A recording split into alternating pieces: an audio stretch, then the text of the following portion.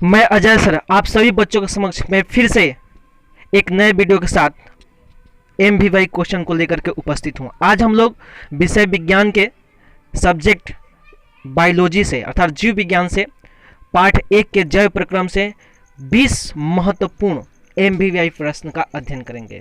ठीक है, जो भी बच्चे मेरे चैनल पर नए हैं वह बच्चे मेरे चैनल को सब्सक्राइब करें, वीडियो को लाइक करें और बेल आइकन को जरूर दबाएं, ताकि सबसे पहले उन सभी बच्चों को जो 10वीं क्लास की तैयारी कर रहे हैं, जिनको अगले साल एग्जाम देना है, उन सभी बच्चों को हर सब्जेक्ट का MVY क्वेश्चन सबसे पहले उनके स्क्रीन पर प्राप्त हो। तो आते हैं MVY महत्वपूर्ण प्रश्न की ओर।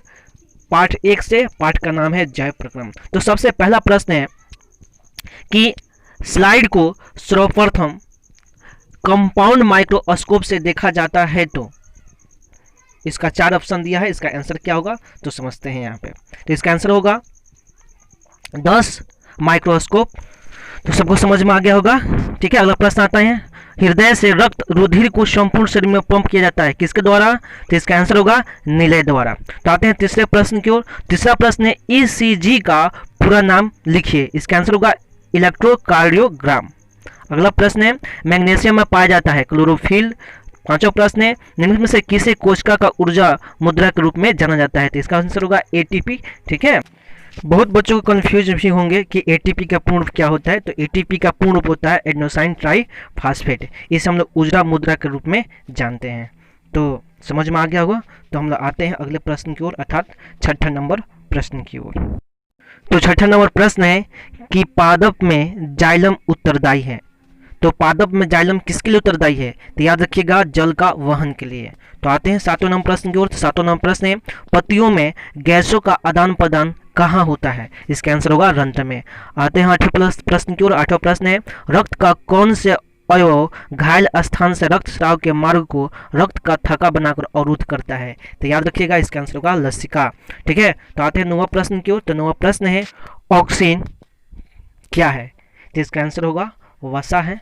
तो आप सभी बच्चों को याद हो गया होगा प्रश्न। तो आते हैं बायोलॉजी के 9वें प्रश्न की ओर, 10वें प्रश्न की ओर। तो 10वां प्रश्न है द्विखंडन होता है अमीबा में होता है। अगला प्रश्न है 11वां प्रश्न है इथाइल अल्कोहल किस प्रकार के श्वसन में बनता है? तो याद रखिएगा अवायवीय श्वसन में इथाइल अल्कोहल बनता है। ठीक है, इसका आंसर बी होगा। अगला प्रश्न है पौधों में श्वसन क्रिया के अंतर्गत ADP के टूटने से कितनी ऊर्जा मुक्त होती है? तो याद रखिएगा 3.5 किलो जूल प्रति मोल।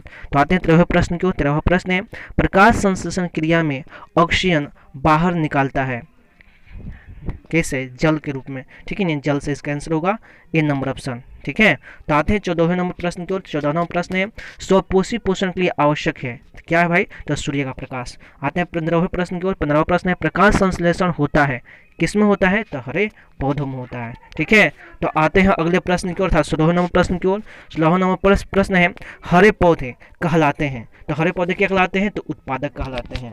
तो आशा करते हैं सभी बच्चों को याद हो गया होगा। तो आते हैं 17वें प्रश्न की ओर। तो 17वां प्रश्न है यकृत से निम्न में कौन सा रस निकलता है? तो याद रखिएगा पीत रस निकलता है, जो बहुत इंपॉर्टेंट प्रश्न है। आते हैं 18वें प्रश्न की ओर। मानव हृदय में कितने कोष्ठक होते हैं? तो याद रखिएगा मानव हृदय में 4 कोष्ठक होते हैं। बहुत इंपॉर्टेंट प्रश्न है, इसका ऑप्शन नंबर डी होगा। तो आते हैं 19वें नंबर प्रश्न की ओर। 19वां नंबर प्रश्न है कि मानव हृदय का औसत प्रकुंचन दाब है लगभग तो 120 mmHg। ठीक है, यह बहुत इंपॉर्टेंट प्रश्न है, कई बार एग्जाम में पूछा गया है, तो आप सभी बच्चे इसको जरूर याद करके जाइएगा। आते हैं 20वें नंबर प्रश्न की ओर। पौधों में वाष्प उत्सर्जन किस भाग में होता है? तो याद रखिएगा पत्ती में होता है, पत्ता में होता है। तो इसी के साथ सभी बच्चों को बेस्ट ऑफ लक। जय हिंद, जय